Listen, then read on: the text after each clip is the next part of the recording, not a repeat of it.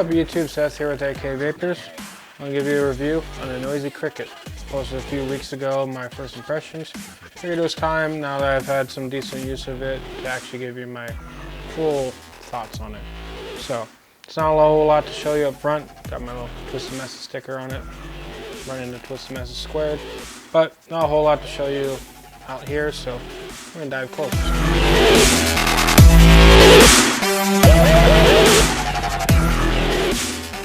So here is the Wismic J-Boat Designs Noisy Cricket.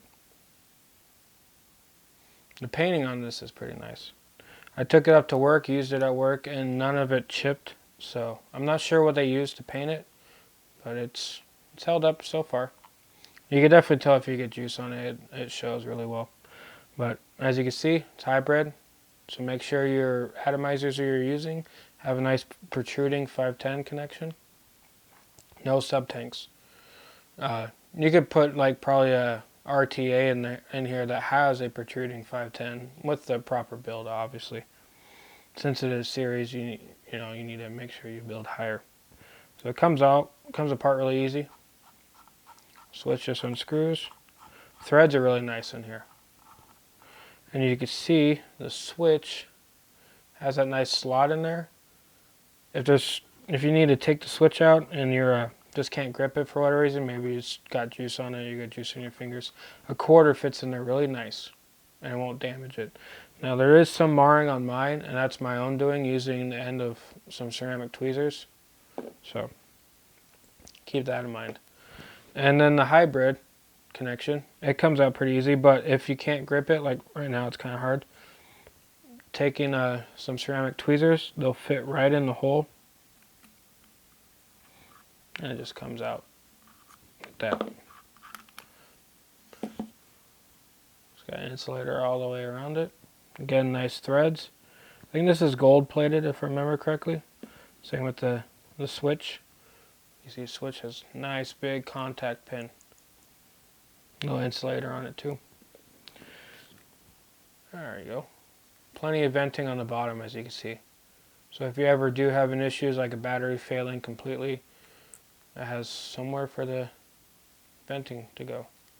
Threads inside are nice. It's a brushed aluminum, like I said, on the inside. So the threads are really nice. You know, treat it like a typical mod.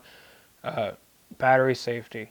If your batteries start getting like beat up and the wrapping starts getting torn, just replace the wrapping. It's really cheap. I know online, Kidney Puncher that I've seen, they sell theirs for like 15 cents a piece. And then a slew of colors, even clear. My local shop, High Voltage Vapes, they have them too, and I think theirs are like 5 or 10 cents, so it's not really expensive. And it's just heat shrunk. So, use a blow dryer or a heat gun. Would not recommend using a lighter. Usually flames and batteries are bad things, so. And down there, I don't know how well you're going to see it. That little copper bar thing, that's the linkage. That's what makes the contact in the very bottom. So the switch, it pushes one battery down, and it hits when that battery pushes down. This linkage moves up and makes the connection to the other battery, which then makes the connection to the atomizer. So that's how it works. I think it's a really cool design. No wires, MOSFETs, chips, or anything. Just straight up mechanical. It's a mechanical, pretty much more of almost a tube mod than a box mod. I mean, it's really small to be like a box mod in my opinion. It's like the size of my old E-Leaf 50 watt iStick. Pretty much that same size. And it's capable of so much more power. Obviously depending on your build. But build quality is really nice. The packaging was really nice too. I don't know what happened to mine, so I can't show you it. But packaging is nice and simple. Plastic case, not like that cheap cardboard that some cheap ones come in. Here. So I'll show you how I put it together. Batteries. Now again, with the batteries, it doesn't matter which side you put on which. I put a sticker on mine, so I kind of have a preference on which side goes where. Mainly just for the atomizer. So. But like again, that could go over here if you want.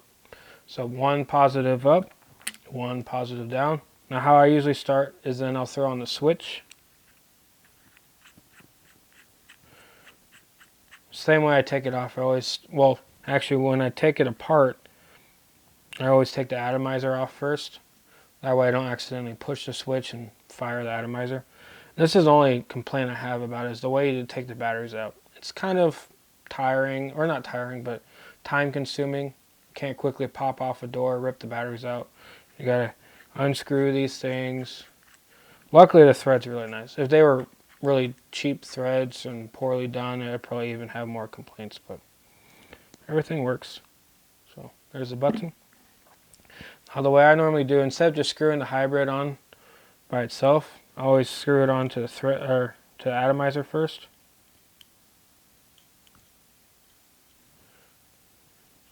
And then screw it in.